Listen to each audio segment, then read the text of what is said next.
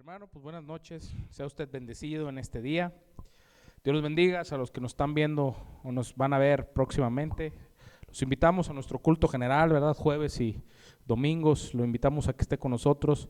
Pero vamos a dar inicio hoy en un estudio llamado ¿Qué tipo de hombre crees que soy?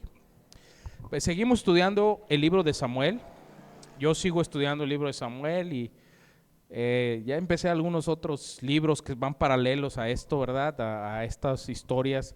Estoy empezando con el libro de Jueces y tiene algo que ver con algunas partes de la Biblia. Entonces, pues es muy extenso, ¿verdad? De leer un solo libro, eh, como nos instruyó el pastor Iván la semana pasada, de agarrar cualquier cita y solamente leerla para tratar de entender lo que Dios nos dice, pues Dios a veces nos va llevando, ¿verdad? Empieza en un libro y te brincas a otro y luego buscas una referencia en el Nuevo Testamento y Dios nos va llevando de una manera, ¿verdad? Muy significativa hacia los pasajes que más necesitamos. El título del día de hoy se llama ¿Qué tipo de hombre crees que soy? Y es una pregunta, hermano, es una pregunta que dice qué tipo de hombre, pero no se refiere solamente al hombre, sino al humano, ¿verdad? A la Biblia, como el concepto de humano que tenemos en la Biblia. Y está basado en 2 de Samuel, capítulo 11. Y bueno, todo el capítulo 11, pero vamos a enfocarnos en algunos versículos, porque pues el tiempo es corto, y vamos a leer prácticamente del 6 al 14, del 6 al 15. Eso es lo que nos vamos a enfocar. Bueno. Esta historia se basa en en un capítulo muy lamentable de la vida. Es la historia en la última vez que me tocó hacer el estudio en la prédica dominical, hablaba yo acerca de una batalla, ¿verdad? Una batalla que no había sido ganada. David no había ido a la guerra, sus soldados intentaron tomar una ciudad, no ganaron hasta que David fue a la guerra. Y este lamentable capítulo es el capítulo más triste de la historia al cual se sigue refiriendo la mayoría de personas de todas las edades, y se trata literalmente del adulterio de David. Es cuando David tomó a una mujer, ¿verdad?, del mismo pueblo, y es una mujer que estaba viviendo en el mismo lugar, que conocía las leyes de Dios. Y por eso titulé este estudio, ¿qué tipo de hombre crees que soy? Vamos a empezar leyendo, hermanos, en el capítulo 11, versículo 6. Y dice así: Entonces David envió a decir a Joab, envíame a Urías Eteo. Y Joab envió a Urías el Eteo. Permítame. Sí estoy correcto. Perdón, estaba confirmando la cita. ¿Qué pasó? Déjeme, antes de llegar a esta conclusión, déjeme describirle lo que pasó del versículo 1 al versículo 5 en un resumen técnico. Después de que David había ido contra los reyes y contra los moabitas, y había matado y había conquistado la última parte del reino, David y Joab, su siervo, se había quedado en la guerra y David había regresado al palacio. Al haber regresado David al palacio, se quedó en una total, ¿verdad?, victoria, se quedó descansando, siguiendo tal vez los consejos sabios de algunos de sus más cercanos asesores, que le dijeron: bueno, David, ya ganamos la pelea, ya derrotamos a los amonitas, tú eres el rey, debes de estar en el palacio del rey, debes de servir al palacio del rey y debes de dejar las cosas de los soldados a los soldados. David entonces hizo varios cambios. Uno de ellos fue que se quedó en su palacio, y al estar en su palacio, dentro de su palacio, en su lecho, tuvo tiempo libre, lo cual pues tenía mucho tiempo que no tenía. Sucedió entonces que un día, mientras él estaba ahí, paseaba en el tejado, ¿verdad?, en el techo de su palacio, y pudo ver una mujer. Usted conoce la historia. Había una mujer que se estaba bañando en la azotea. Obviamente era una mujer muy hermosa, era una mujer joven, era una mujer que exaltaba las necesidades que David en ese momento se había creado. Y déjeme decirle, puntualizar, David era un hombre que, aunque era un hombre conforme al corazón de Dios, era un hombre que nunca se había negado una pasión romántica. Él había tenido y había permitido que varias mujeres, esta era la sexta mujer, que David había tomado para sí en diferentes eventos, desde la hija de Saúl, ¿verdad?, de Mical, hasta algunas otras mujeres que a través del tiempo. David no tenía ese mismo dominio propio que tenía para luchar y para servir a Dios y para no hacerle daño al siervo de Dios. No tenía esa misma restricción en relación a su vida amorosa. Entonces, David hizo lo que consideró que era una práctica común para él. Quiso tener una novia más. Quiso tener una aventura más. Quiso sentirse otra vez seducido por el romanticismo y el amor y todo ese sentimiento de una nueva ilusión. David entonces, al estar paseando, vio a aquella mujer hermosa y sintió esa necesidad de tener a aquella mujer hermosa y de acercarse a esta mujer. Esta mujer se llamaba Betsabé, era una hija de una persona que se llamaba Eliam, que era una persona obviamente hebrea, judía, etcétera, del pueblo de Israel. Y esta mujer era una mujer que tenía una característica importante: era casada. ¿Se acuerda que en la última predicación hablaba yo de los 600 hombres que eran los hombres magníficos, los hombres feroces? Bueno, esta mujer estaba casada con uno de esos, Urías el Eteo. Estos hombres que habían sido escogidos por Dios para servir a David y que habían ido por todos lados proclamando el nombre de Dios y obedeciendo el liderazgo de el que había sido puesto por ellos como comandante en jefe y como rey. Este hombre era un hombre fiel y feroz del ejército de David. Esta mujer le pertenecía a este hombre. Y David, sin saber esta parte, envió algunos mensajeros y les dijo: bueno, vayan y díganle a Betsabé que quisiera, ¿verdad?, conocerla. Una cuestión relativamente inocente. Quería platicar con ella. Después de platicar con ella, David pues tuvo un deseo en su corazón y la Biblia dice que durmió con ella, entendiendo que tuvo una relación, ¿verdad?, marital con ella. Después de esto, David siguió en su proceso normal como cualquiera de nosotros al cometer un pecado. Al paso del tiempo, la mujer le manda a decir a David y le dice: ¿sabes qué? Estoy embarazada. Oh, problema. Le dice a David y le dice: ¿sabes qué? Estoy embarazada. David entonces toma una posición diferente. Hermanos, ¿qué tipo de cosas? Yo sé que este versículo usted se lo conoce perfectamente porque hasta mi corta inteligencia hace tiempo y mi poca sabiduría en estos temas, esta era la cosa que yo más recuerdo de David. No recordaba todos sus aciertos, lo único que recuerdo es el momento en el que falló, el momento en el que él cayó en este momento, y yo me imagino el diablo en este momento de la historia, ¿verdad?, en el cual había podido llegar al corazón del hombre que es conforme al corazón de Dios y había sido capaz de tentar la humanidad, la rebeldía y la necedad que vive en nosotros. Si el diablo le hubiera propuesto a David en una plática, yo creo que David se escandalizaría.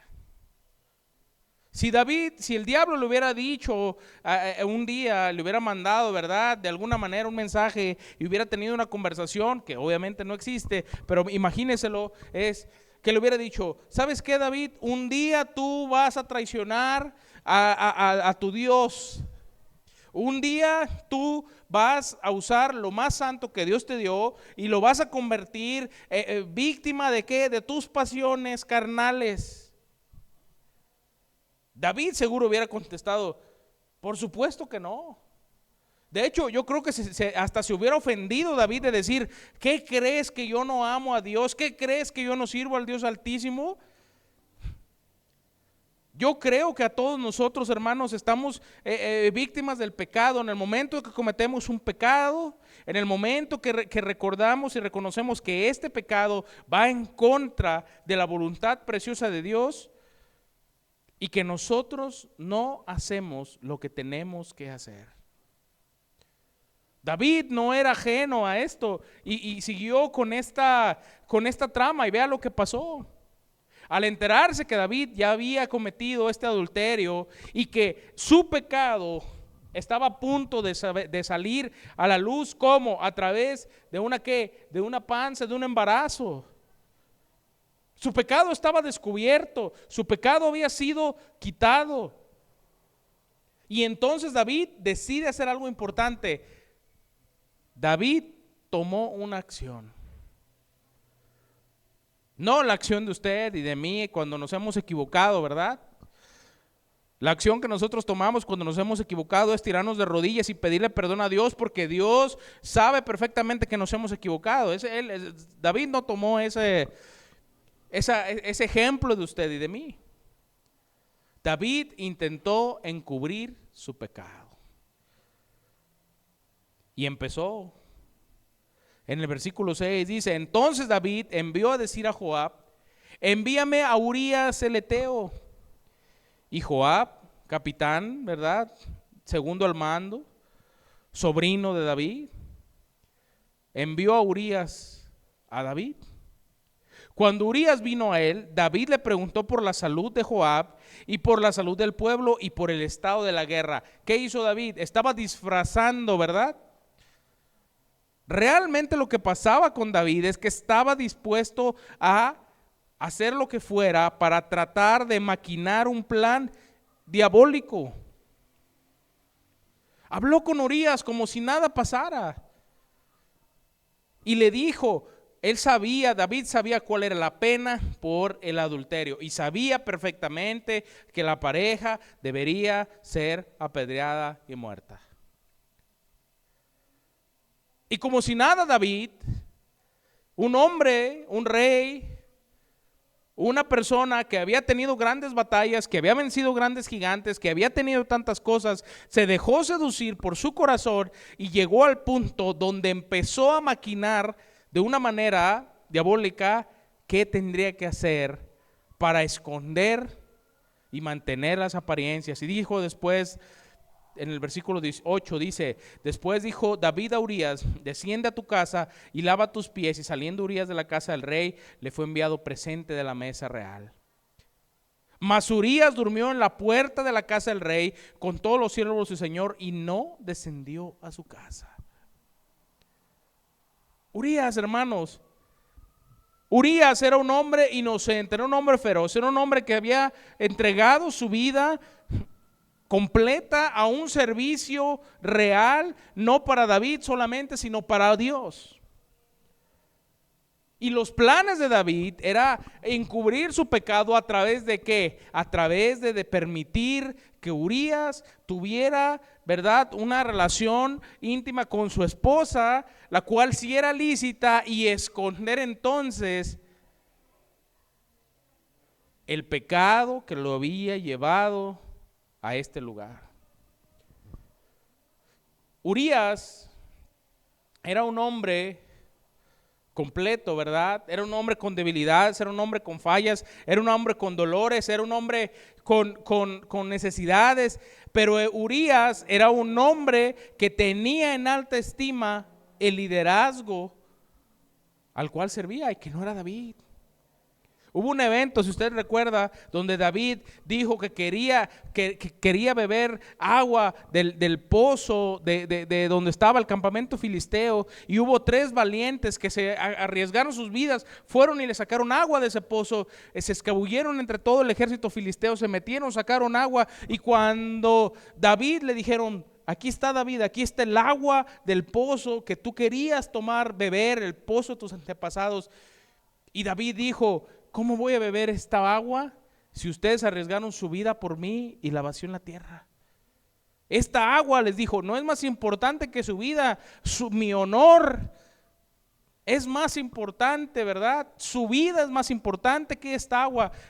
Aprecio de gran manera el gesto de haberme traído esta agua y arriesgar sus vidas por mí, pero de ninguna manera la beberé mientras ustedes siguen arriesgando sus vidas por algo tan insignificante. Urías había presenciado esto, hermanos. Urías sabía lo que su líder supremo había hecho en aquel momento. Y seguramente, no lo dice la Biblia, pero seguramente a mí se me quedó grabado ese episodio. Seguramente Urías pensó lo mismo. Dijo, si mi Señor, el cual he servido por un cierto tiempo, se negó a él la necesidad vital de tener sed, por no dar un testimonio equivocado, cuanto más yo me negaré un refrigerio en un tiempo de guerra. ¿Cómo voy a ser yo? ¿Cómo voy a dormir aquí en mi cama, en mi casa, lavado de los pies, bañado, teniendo, ¿verdad?, un momento de amor y de aprecio por mi esposa, mientras mis compañeros están en el campo de batalla, durmiendo en el suelo, peleando y mal comiendo y sin bañarse y sin beber agua y sin tener nada? No puedo hacerlo. Dios estaba frenando, estaba utilizando a Urías, ¿saben para qué? Para exponer nada más y nada menos que el pecado de David. Cada vez que nosotros somos tentados con el pecado, tenemos la oportunidad inmediata de remediarlo de manera en la que podamos aceptar nuestra culpabilidad y regresarnos a Dios, sin que Dios nos exponga de tal manera. David en este momento debió entender que Dios estaba mandándole señales para que David pudiera arrepentirse de su pecado y pudiera regresar a los caminos que Dios le había puesto. Y después de David convertirse en este maquiavélico, ¿verdad?, con una sinceridad falsa, tratando de encubrir su pecado, y ve que sus planes no le salen, continúa haciendo lo que sabe y ha aprendido a hacer. El versículo 10 dice, e hicieron saber esto a David, diciendo, Urías no ha descendido a su casa. Y dijo David a Urías, ¿no has venido de camino? ¿Por qué pues no descendiste a tu casa? En pocas palabras, Urías, no puedes ser tan tonto. Necesitas un momento de refrigerio. Necesitas unirte a tu esposa para que yo no sea culpado. Perdón, para que tengas un refrigerio. Y Urías le responde, el arca de Israel y Judá están bajo tiendas, y mi señor Joab y mis siervos de mi señor en el campo. Y había yo de entrar en mi casa para comer y beber y a dormir con mi mujer, por vida tuya y por vida de tu alma, que yo no haré tal cosa. Dios le estaba mandando un ejemplo de ¿qué? De integridad. Urías era un ejemplo que Dios le había puesto a este hombre con un objetivo, que entendiera que había hombres que sí servían a Dios. Hay otros comentarios bíblicos que dicen que Urías incluso ya sospechaba que su mujer había, ¿verdad?, tenido alguna aventura de este tipo, y que por esa razón Urías no quería descender a esto. Pero esos son comentarios bíblicos muy antiguos que realmente no lo podemos ver en la palabra. Lo que podemos ver es la determinación que Urías tenía. David siguió conviniendo, le dijo, no, creo que no estás completamente cuerdo, amigo, creo que no estás bien. En el versículo 12 dice, y David dijo a Urías, quédate aquí aún hoy y mañana te despacharé. Y se quedó Urías en Jerusalén aquel día y el siguiente. Y David pensó, dijo, este no cayó, pero ya sé que le hace falta que se suelte un poco. Le hace falta que no se preocupe tanto de la batalla. Sé qué voy a hacer. Y en el versículo 13 dice que David le hizo una invitación a este hombre, Y dice, y David lo convidó a comer y a beber con él hasta embriagarlo. Y él salió a la tarde a dormir en su cama con los siervos de su señor, mas no descendió a su casa. David intentó de nuevo seguir con el viejo plan de, si se emborracha, es más probable, dice, a ver, cuando yo estuve pecando el otro día, yo estaba en la terraza, me estaba tomando unos vinos, se me hizo fácil. Eso es lo que necesita Urías. Urías, al igual que yo, necesita relajarse, necesita estar libre de la mente, necesita comer. Lo voy a invitar para poderlo llevar al lugar donde necesito, para que entonces pueda hacer lo que necesita hacer y encubramos el pecado que hemos cometido. ¿Y qué creen? Tampoco funcionó. Después de esto, versículo 14 dice, venida la mañana, escribió David a Joab una carta, la cual envió por manos de Urías. Qué bonito, ¿verdad? Una carta, una nota, y en esa nota usted ya sabe el desenlace, y en el versículo 15 dice, y escribió en la carta diciendo, poned a Urías al frente en lo más recio de la batalla, y retiraos de él para que sea herido y muera. ¿Cómo llegamos a este punto, hermanos? A ver, vámonos pensando de esta manera. David había pasado de ser rey a conquistar los reinos, a ganar las batallas, a ser ungido por Dios, a llevarlo a un palacio, a permitir que su verdad, sus concupiscencias, sus necesidades, sus ganas de seguir teniendo este amor romántico, y en este momento David estaba llegando al último lugar, a la última pestaña. Había sido indulgente un poquito. Bueno, la muchacha pues no es israelita, bueno, no sirve al Dios Jehová, bueno, el muchacho del que me enamoré no es cristiano, pero bueno, tenemos que tener una mente más abierta. Después llegó una predicación, ¿verdad? Estoy trayéndolo haciendo una enseñanza paralela a nuestros días. Después seguramente vino una predicación que le dijo, mira, debes de tener cuidado con donde estás viendo.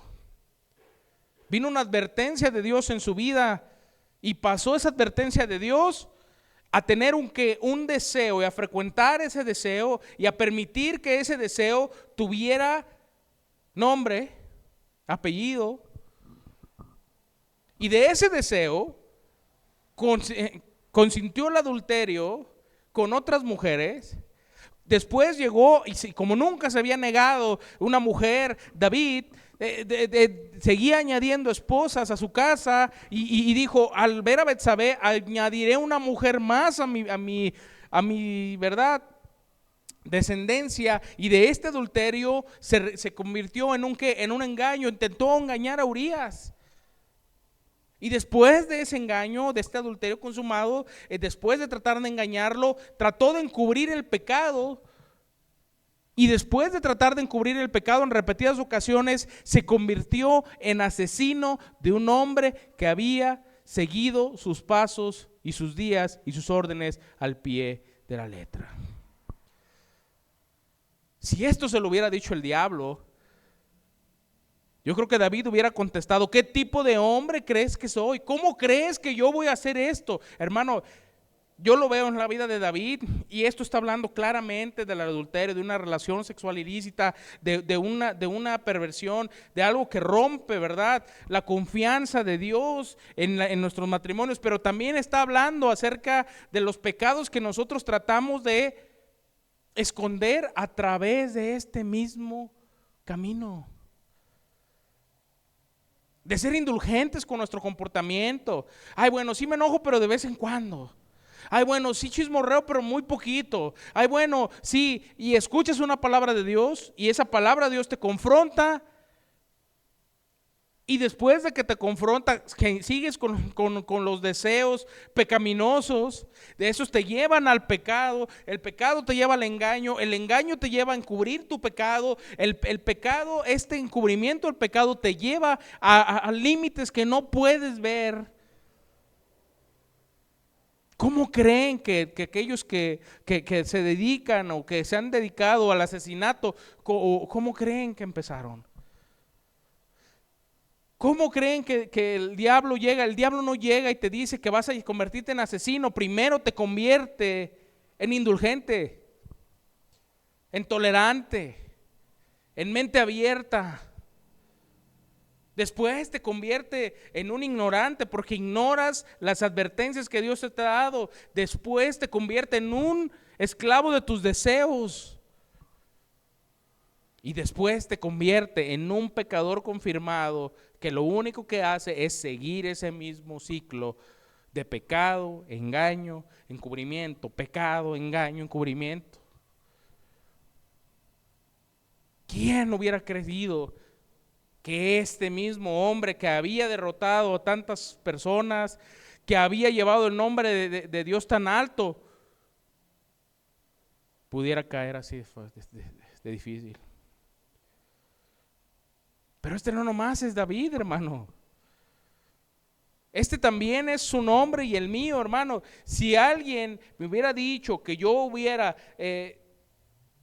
me hubiera equivocado tantas veces, si hubiera experimentado el dolor y el sufrimiento y la vergüenza de ser descubierto en mi pecado, hace 10 años jamás lo hubiera dicho, jamás lo hubiera creído. Cuando me convertí al Señor y cuando juré que iba a servir al Señor con todo mi corazón, jamás creí llegar a los límites tan bajos del pecado en los cuales abracé en mi vida. Jamás lo creí. Sin embargo, el diablo tenía un camino trazado para mí, del cual yo decidí a todas luces abrazarlo.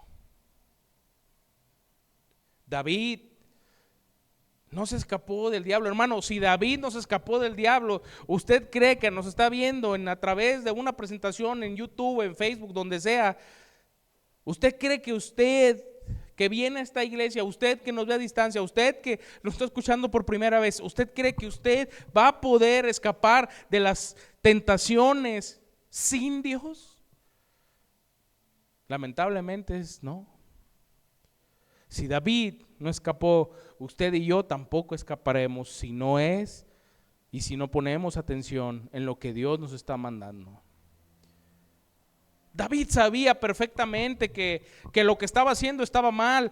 El otro día escuchaba yo a una persona en un programa de televisión preguntarle a un experto en los temas de los derechos del aborto, una persona en contra del aborto, y una muchacha se levantaba y le decía: es que tú sabías que el 35%, no recuerdo el número, el 35% de los embarazos son no deseados y son causa de la ignorancia, le decía.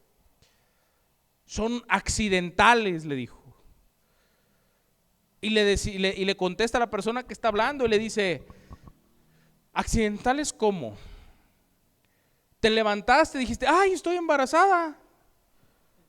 Me pegué en el dedo de la cama, me levanté, me pegué un golpe en el dedo de la cama y estoy embarazada. Fíjate, qué casualidad. Dice: no son accidentales. El tener una relación sexual cuando no estás casado no es un accidente, es una decisión. Hablando obviamente en el contexto de muchachas que se embarazan, ¿verdad? En una relación amorosa, ¿verdad? Sabemos que hay otros contextos. Pero a lo que él se refería era eso, decía: no, que no quieras el resultado de tu pecado no significa que seas un ignorante para hacerlo. El que roba, hermanos, no se levantó y dijo: no, fue un accidente, tenía hambre y se me ocurrió robar un camión blindado.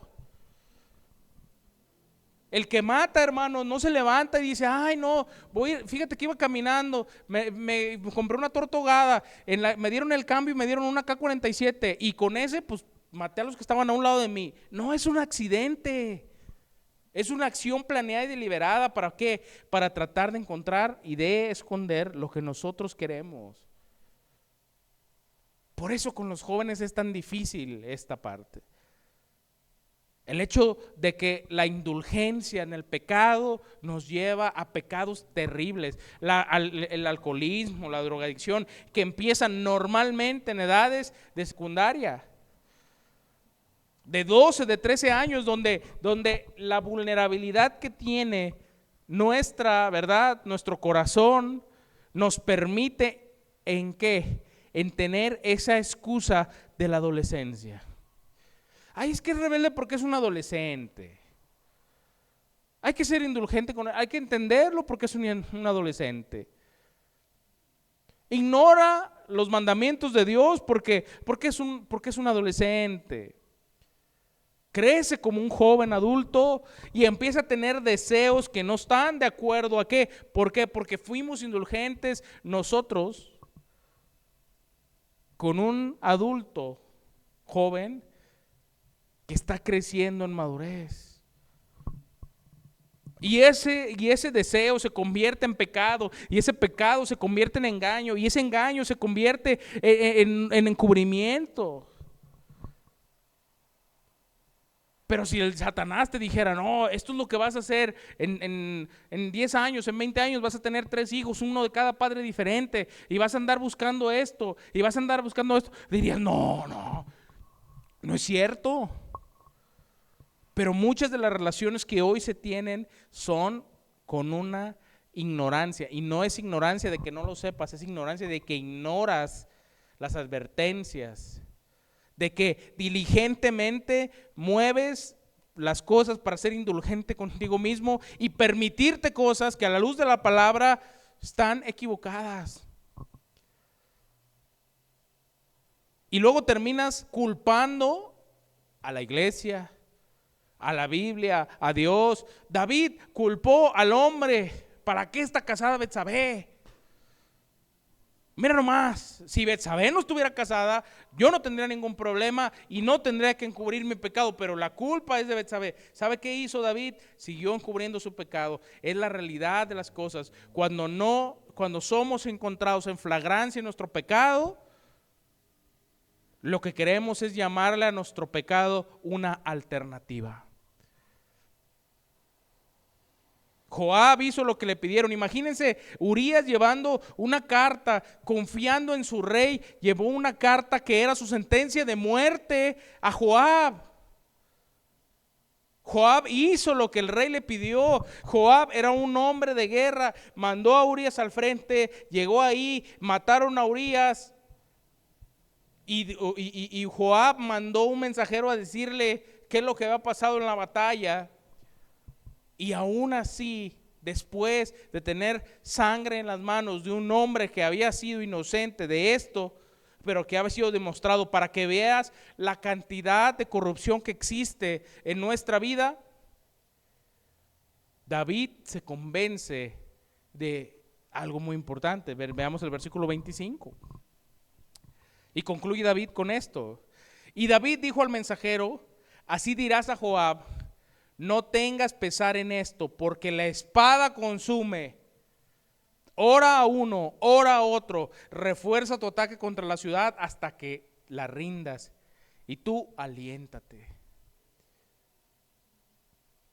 Joab le mandó decir y le manda una carta, le dice, mira, estaba la batalla muy difícil, nos tuvimos que acercar al muro, en el muro nos empezaron a tirar flechas, nos alcanzaron y ahí murió Urías. Y Joab se sentía responsable porque Joab sabía que lo que estaba pasando no era justo.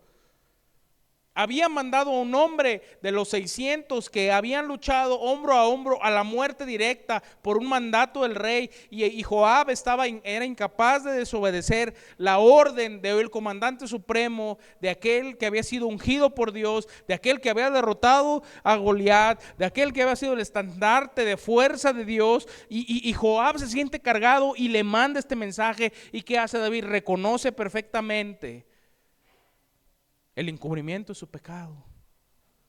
Dice, no te preocupes, Joab, no es para que te azotes, no pasa nada. Bueno, andas con un muchacho inconverso, andas con una muchacha inconversa, bueno, no es para tanto, no se acaba el mundo. Oye, estás teniendo relaciones fuera del matrimonio, no hay problema. Oye, estás hablando con él, le estás haciendo ojitos a esta, no pasa nada, es normal. Todos tenemos, ¿verdad?, nuestras maneras de escaparnos. Y le dices, no te preocupes, Joab, así pasa en la batalla. Tú sigue lo tuyo, sigue reforzando, ve a la ciudad, mata a todos, ora, se puso bien espiritual, ora a uno y ora a otro. O sea, compárteles a todos la fuerza y aliéntate. Le está diciendo, no es tu culpa. Estas son las consecuencias de vivir una guerra. ¿Qué son las consecuencias de vivir una vida, hermano? Las consecuencias de vivir una vida, esto es lo que nosotros nos convencemos de hacer. Y repito la pregunta del título de este mensaje. ¿Alguna vez David se habrá preguntado o alguien le habrá preguntado de esta manera? Digo, Natán en el siguiente capítulo habla y lo confronta de una manera muy, muy recia. ¿Pero qué tipo de hombre crees que soy? ¿Te has preguntado eso? ¿Qué tipo de hombre crees que soy? ¿Hasta dónde he podido llegar yo? ¿Y hasta dónde has podido llegar tú para encubrir lo que a todas luces es un pecado real en tu vida? En lugar de arrepentirte y caer de rodillas, has tratado de encubrirlo de la manera más vil, y yo también lo he tratado de encubrir de la manera más vil posible, intentando que no se den cuenta, porque qué vergüenza, qué tristeza, ¿verdad? Qué tristeza que alguien sepa que yo pequé, qué tristeza que alguien sepa que yo soy un adúltero, qué tristeza. Pero no nos damos cuenta de la tristeza que deberíamos de sentir de haberle fallado a Dios conociendo su palabra. Hace un poco tiempo fue a una iglesia en mis múltiples viajes y me decía, platicaba con el pastor y me decía que hubo un caso similar donde uno de los pastores cometió adulterio con una de las personas de la alabanza, y esto no lo digo con afán de vanagloriarnos, ¿verdad? Porque en todas las iglesias hemos tenido estos casos y esta no ha sido una excepción. Y decía que cuando se confrontó y se destapó el asunto, la muchacha de la alabanza fue y le dijo a la gente que, pues, ¿qué es lo que estaba pasando? Dijo que había habido un problema, se había destapado, la esposa de este pastor había ido a la casa de la muchacha a confrontarla y se le había aventado toda la familia y le habían dicho todo esto. Cuando el segundo pastor habló con él, le dijo, a ver, hermano, ¿cuál es el problema? Tienes que arrepentirte y vamos a hacer esto público porque tú no te estás arrepintiendo de manera correcta. La familia, la esposa, la mamá, el papá, los tíos, las personas, porque era una iglesia muy familiar y el pastor era un caso similar, era el miembro, ¿no? Y la mayoría de asistencia pues era parte de la familia, fueron a pedirle al segundo pastor que esto no lo hiciera. El pastor le dijo, no, yo me arrepiento, ya estuvo, no, yo me arrepiento. No, pero es que no te puedes arrepentir, a ver, esto es un caso difícil porque tenemos, no, yo me arrepiento, ahora sí ya no tienen ninguna necesidad de ventilarlo con la iglesia. No, espérate, es que mira, no. Si tú lo ventilas con la iglesia es porque eres un falto de amor en mi vida. Y ¿sabes qué? Es porque me odias y porque no quieres. No, yo voy a seguir en el púlpito. No, tiene que haber un momento de disciplina. No voy a permitir que me humilles de esa manera porque yo me estoy arrepintiendo. Sí, pero que te arrepientas no significa que no vayas a sufrir las consecuencias de tus actos. Son dos cosas diferentes. ¿Qué cree que pasó? La familia ofendida del pastor pecador se le echó encima al otro pastor y la iglesia se dividió.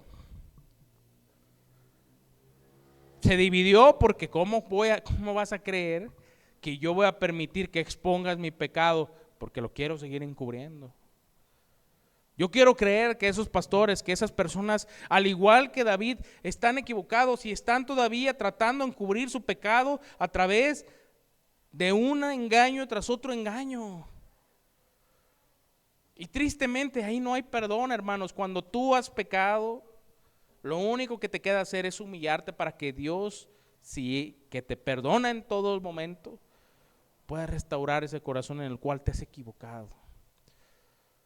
Hablando del adulterio, hablando de la fornicación, hablando de las relaciones previas al matrimonio, No hay manera de que puedas ocultarlo, porque sabes que Dios lo sabe todo. Este mismo hombre ha sido capturado muchas veces. Pero ¿qué tipo de hombre eres tú? ¿Qué tipo de persona eres tú? Eres como la rana, ¿verdad? Que está en el agua tibia y se va cocinando poco a poco, poco a poco, poco a poco, hasta que llega el momento donde no te reconoces. Porque eso es lo que nos hace Satanás. Eso es lo que nos hace el pecado, nos pone paso a paso, agua fría, luego tibia, hasta que el momento en el que ya estamos asesinando para encubrir nuestro pecado. Afortunadamente, ¿verdad? Existe el perdón y la redención de Dios y platicaba yo con este pastor, le decía, wow, qué grueso, qué difícil el tener que tratar estos temas, pero las personas que se van expuestas de su pecado tratando de encubrirlo, hermanos, es porque no han entendido que Dios sí perdona, pero que las consecuencias las tienes que afrontar. Y la vergüenza de tu pecado la tienes que experimentar. Y el dolor de haberte alejado de Dios lo vas a tener. Y la marca de haberte caído por necio la vas a sufrir todos los días de tu vida hasta tu muerte. No porque Dios te odie, sino porque Dios te ama y te ha permitido vivir de nueva cuenta. ¿Qué merecía David de acuerdo a la ley? La muerte.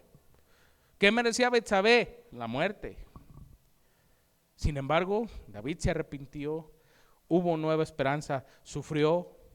El primer hijo de Betsabé murió, pero Betsabé fue la madre del rey Salomón. Y de ahí viene una nueva historia, otra nueva brote de esperanza. Pero no creas, hermano, que Dios no sabe tu pecado, por pequeño que sea. Porque no te haya encontrado tus papás el celular, esas conversaciones que tienes, porque te sigas escondiendo detrás de las cosas que tú consideras en tu privacidad. Dios las sabe, las conoce y sabe perfectamente que tarde que temprano serás expuesto. Porque Dios no tiene favoritos. Dios tiene hijos. Hijos a los que ama, hijos a los que disciplina, hijos que deben preguntarse, ¿qué tipo de hombre quiero ser? ¿Qué tipo de madre quiero ser? ¿Qué tipo de padre quiero ser? ¿Qué tipo de humano, de adulto, de joven, de adolescente quiero ser? ¿De niño? ¿Qué tipo de persona quiero ser? Porque yo sé qué hombre cree que soy el diablo. Uno que puede faltar a Dios en cualquier momento. Uno que puede cambiar y moldear las cosas de acuerdo a su conveniencia. Y por eso quiero terminar así. Vamos dando gracias a Dios de que Dios es misericordioso. Cerremos con una oración.